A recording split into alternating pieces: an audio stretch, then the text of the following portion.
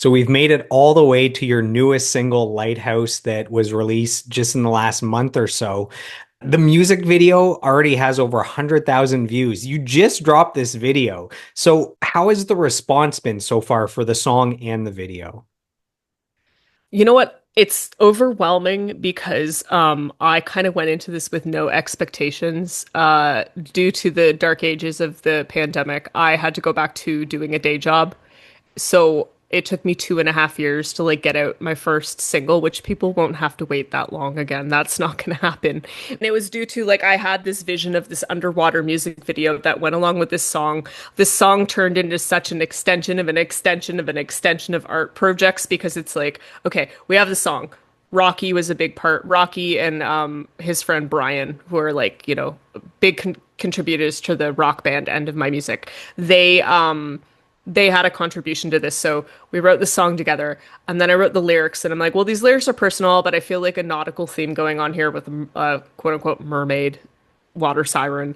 And then the lyrics inspired a short story, which is printed with the CD. And then the short story inspired the music video. And I'm like, well, it has to be underwater. If it's not underwater, like, what am I doing? But underwater filmography or cinematography is like, really difficult, and I didn't realize like the level of like challenge I was putting myself through. I'm never doing it again. You like unless like the circumstances are like X, Y, and Z.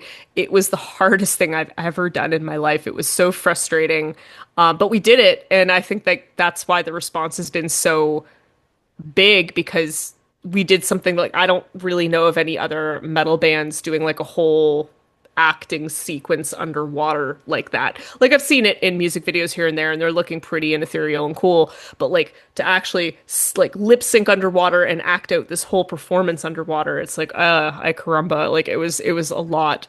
So I think people dig the song. A lot of people bought merch. They love the merch. I put so much because so much time had passed and I waited so long to do it my way. I had so much time to put so much detail and like to everything with it. So I think that's why coming back to it, a lot of people responded the way they did to it.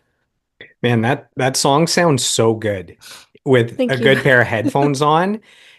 I've actually had the guitar riff going into the chorus. So there's, the pre-chorus it gets a little quieter and melodic and then it just explodes with the guitar riff into the chorus and it gets heavy. Man, when it explodes, I've had that chorus drop with the guitar riff and the vocal stuck in my head for the last week. Like I just keep singing that vocal melody and I keep hearing it. Can you touch on what makes it that that song just sounds so great sonically? So I don't know if you can give credit to an actual engineer or the mixing Yeah. or I mean, Rocky and Brian wrote that guitar. So like that's all them. That's like what a diamond record talent will do for your music.